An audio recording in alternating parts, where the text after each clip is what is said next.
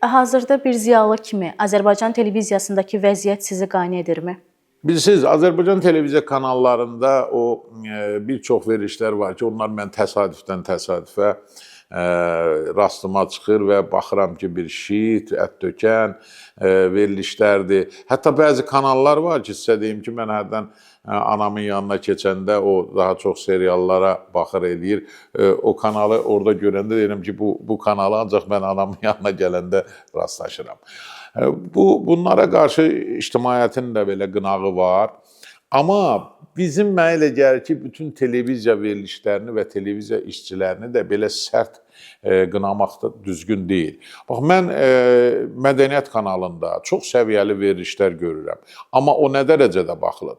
Bu ATV kanalında neçə aydır Fəxrəddin Manafov teatrla bağlı çox dərin, gözəl, samballı bir veriliş aparır.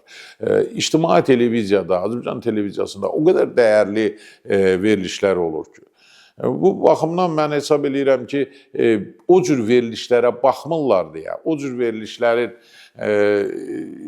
gözdən keçirmirlər, o cür verilişlərə dəyərini vermirlər. Amma bu biri verilişlər daha çox diqqəti cəlb edir. Yəni, televiziya jurnalistlərinin əməyini də yerə vurmaq olmaz. Televiziyamızda doğrudan da dəyərli verilişlər olur. Təəssüf ki, kütlə o tipli verilişlərin həvəskarıdır. Nəyə görə, məsələn, bizim sosial mediada TikTok filan yüngül süjetlər diqqəti cəlb eləyir. Məsələn, mən TikTok yoxdur məndə. Sosial şəbəkədə ancaq əsasən Facebookdan istifadə eləyirəm və görürəm ki, bax, bu TikTok, yüngül lağlağı, düşüş əyləncələr, bu tiplər bəzi insanları daha çox cəlb eləyir.